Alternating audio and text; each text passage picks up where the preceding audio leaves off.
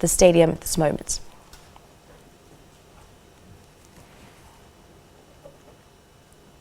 Of course, the stadium is filling up now. Well, it's still a long way to go, but people are coming in thick and fast, so as compared to our earlier crossings where it was virtually empty. But of course, we are looking at the people getting full into the stadium, particularly the young people. It will be interesting really to see the number of young people coming to this kind of event.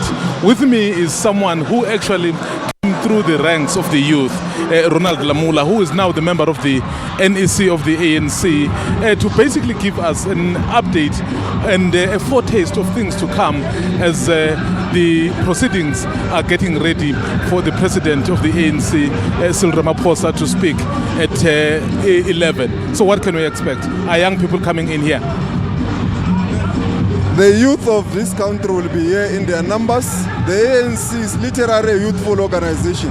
Across the country, the volunteers, the branch leaders, the regional leadership, the provincial leadership, it's a youthful organization. And I'm sure the majority of those who will be here in the stadium will be the youth of the ANC. And I think they are rejuvenated by the message of the president on unemployment, because majority of young people are affected by the scourge of unemployment. And I've heard from the president that this is a challenge we need to address, because since 1994 we had about 9 million people employed in this country.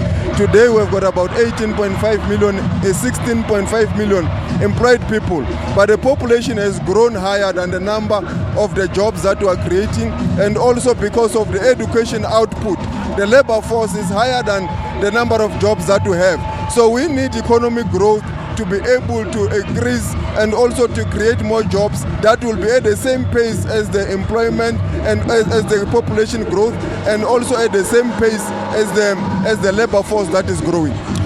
So what will be done differently this time around? Remember, this kind of talk that we need to create employment, we need to absorb more people is not new. But the fact of the matter, unemployment keeps growing. So what is it that you will do differently as the ANC this time around? There is no government in the world, Mzwandile, that was born working. All governments learn. In the past 25 years, we have learned what can work, and we have been in a period where we believe we have gained strength. This 25 years experience is a strength that we have as the ANC. So because of that, we know what to fix now. We know that when we need to deal with issues of investment in the country, we must deal with corruption. We must attract foreign direct investment. The president has already attracted now about 300 billion, and there's a commitment of 1.2 trillion in the next 5 years.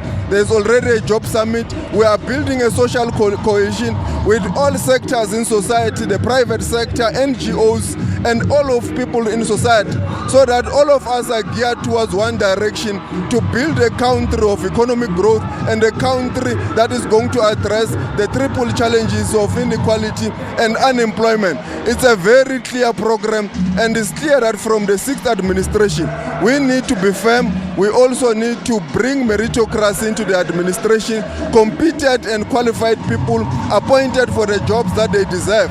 The president has already led that with the NPA and many other appointments in the boards and so forth, including in the various sectors. But this will happen when there is a clear collaboration with all sectors in society, the private sector and the NGOs, because government alone will not be able to create the much needed jobs that we need. We need the private sector also to come into the party.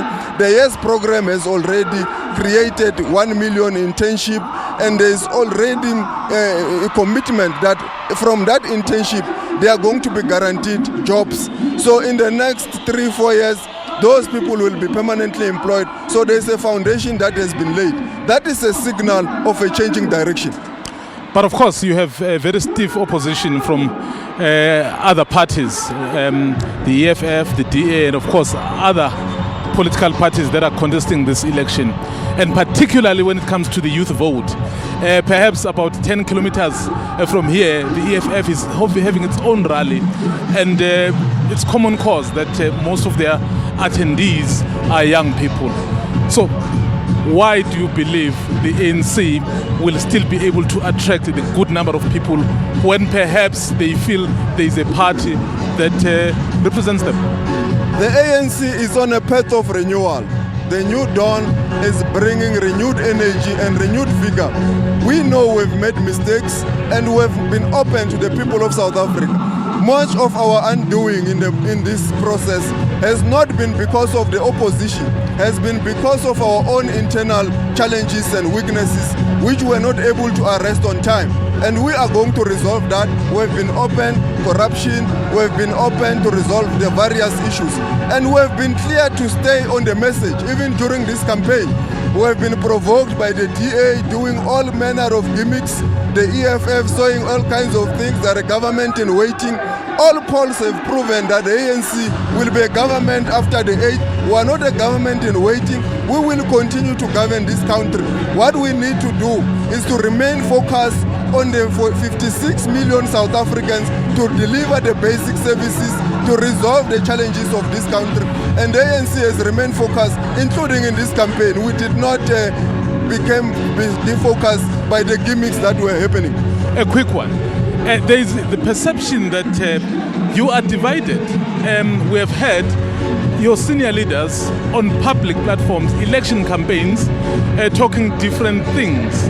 I need not tell you about the issue of the bugging of the phones of the SG. That was an election issue, top 6, talking, and how do then people believe that these people are united when they themselves somehow don't trust each other? No, it's a concoction. I mean, it's just people trying to defocus, the DA trying and everyone, because they want to say ourselves were in a collusion with the EFF and other things. But it's clear, the people who are in a fight and set relationship with the EFF is the DA and the EFF, although it's not properly governed.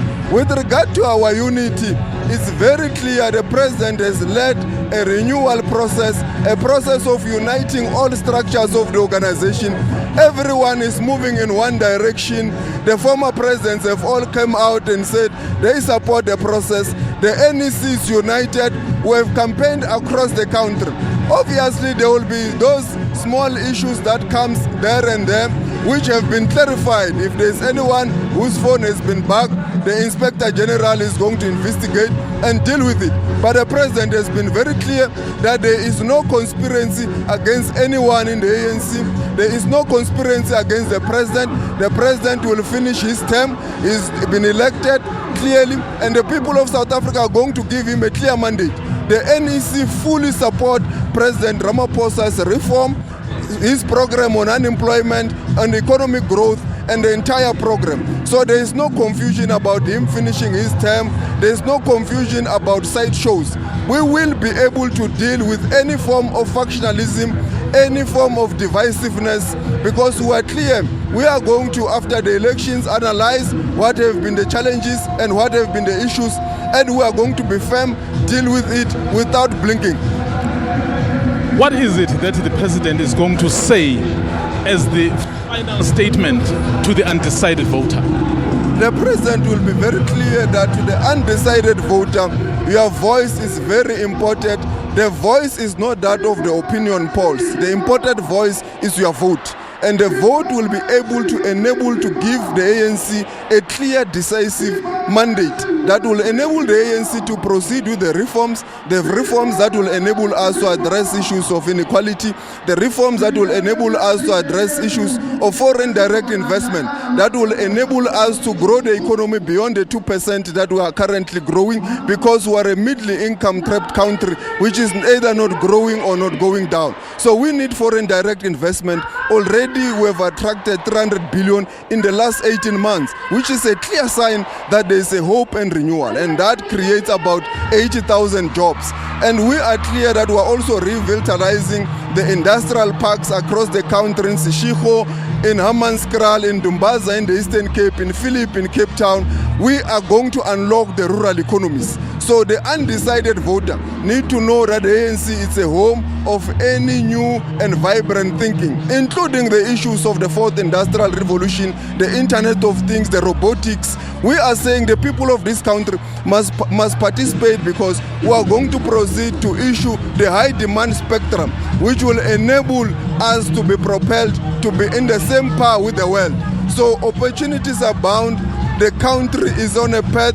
It's on a path of renewal and a path of renewed vigor, and that will lead us to growth, where creative minds and creative people will also have a space. And all South Africans, irrespective of color, black, white, purple, green, yellow, coloreds and Indians, are going to have a fair opportunity in this country. And the president is very clear in that regard, and the NEC support the program. Thank you very much, Mr. Lamola. Thank you very much. That was the NEC member there, Ronald Lamola. At some point, he was the leader in the ANC Youth League, basically saying the kind of program that the president will be driving should win elections on the after May 8, so we'll make sure that it benefits young people. Of course, we know that other parties elsewhere in the country will also be pitching that kind of message, particularly to the young people of South Africa, who are the future of this country. Mzwandile Mbeje for SABC News. We're going to leave it there at least for now.